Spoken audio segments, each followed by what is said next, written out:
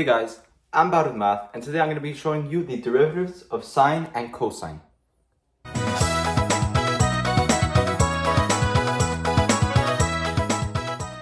So in our last video, we covered the limit of the difference quotient and the power rule of differentiation, and we saw how the limit was the long process that we used to find the derivative of a function, and the power rule was a unique trick we could use on polynomial form functions in order to find their derivatives.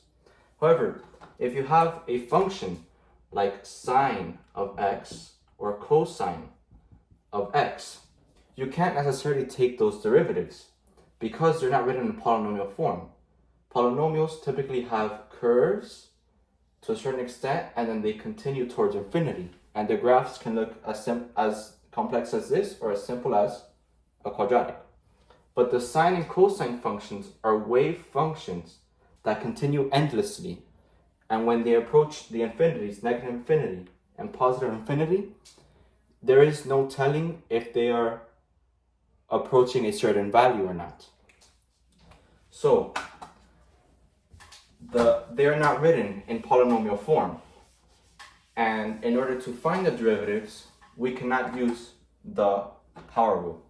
Instead, we must use the limit of the difference quotient in order to find the derivatives.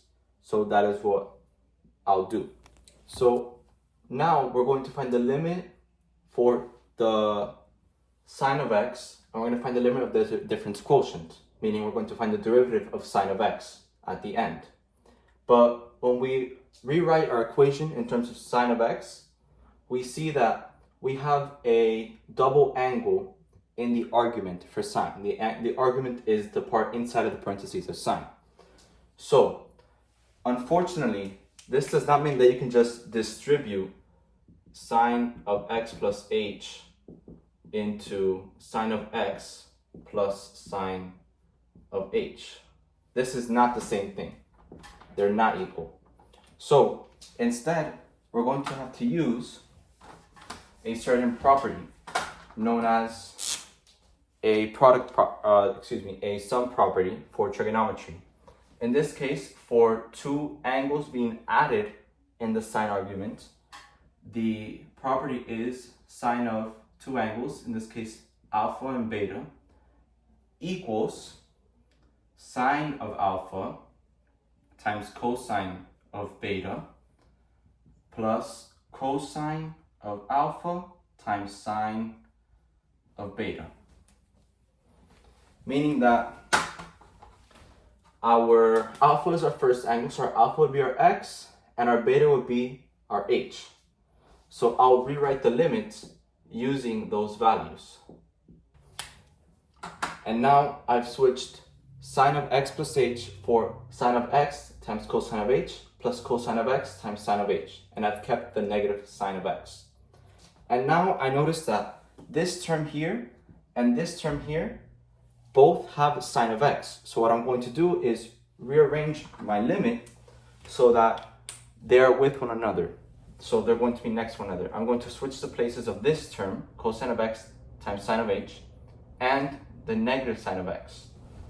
Now we have sine of x and sine of x in our first two terms.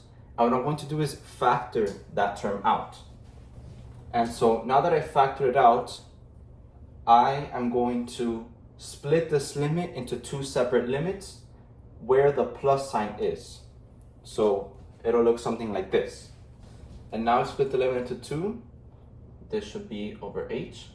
And now I am noticing a trend. Here, we know that the limit as theta approaches 0 of sine of theta over theta is 1. This is one of the squeeze theorem limits, one of these special limits. And we also know that the limit as theta approaches 0 of cosine of theta minus 1 over theta is 0. And we can see these two special limits, the bottom one in our first term over here, and the top one in our second term over here. So what I'm going to do is I'm going to move the sine of x outside of the limit to multiply with the limit, and move the cosine of x to multiply with the limit, and it'll make the limits a lot cleaner to see. And so now we can see that we have our special limit here, the cosine one here, and the sine one over here. So all we have to do is replace those limits with their numerical values. So this would be sine of x times 0 plus cosine of x times 1. And we'll see that this cancels out and we're left with just cosine of x, which means that the derivative of sine of x is cosine of x. Now I'm going to look for the derivative of the cosine function using the limit of the difference quotient again. And here, when we plug in cosine into as our function, we see we're left with a similar thing as sine, where we had two angles in the argument for sine, except this time it's for cosine. Now, the cosine trigonometric property of addition would be cosine of the first angle, in this case alpha, times cosine of the second angle minus sine of the first angle times sine of the second angle. And this would be cosine of the first and second angle. So what I'm going to do is I'm going to plug in this this identity, and I'm going to solve this limit again.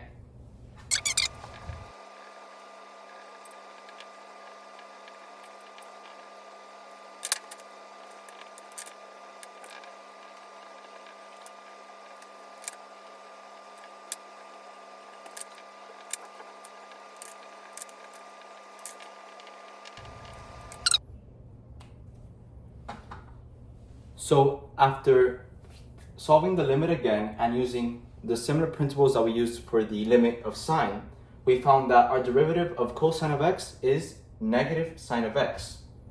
So to recap what we've learned today, we learned that the derivative of sine of x is cosine of x, and the derivative of cosine of x is negative sine of x. Now you don't have to solve the limit every time you're finding the derivatives of these two functions. These are known derivatives. An easy way to remember them is that s goes with c. When taking the reciprocal trigonometric functions, for instance, secant of x is the same as 1 over cosine of x, and cosecant of x is the same as 1 over sine of x. So something in trigonometry to keep in mind is that s goes with c.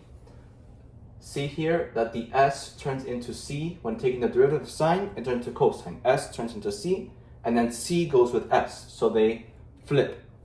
Same here with secant. Secant turns into 1 over cosine, s to c, and cosecant turns into 1 over sine, c to s. So in trigonometry, it's something that is very unique about it, and it's a little trick to remember. And you can also envision sine and cosine as hero and villain. So I see sine as the hero and cosine as the villain because cosine has a tendency to turn things negative. And that should help you memorizing these trigonometric derivatives. Later on, when we cover more rules, we'll see how cosine and the c in trigonometry ends up turning things negative. But that was all. Thank you for watching, and I hope you learned something.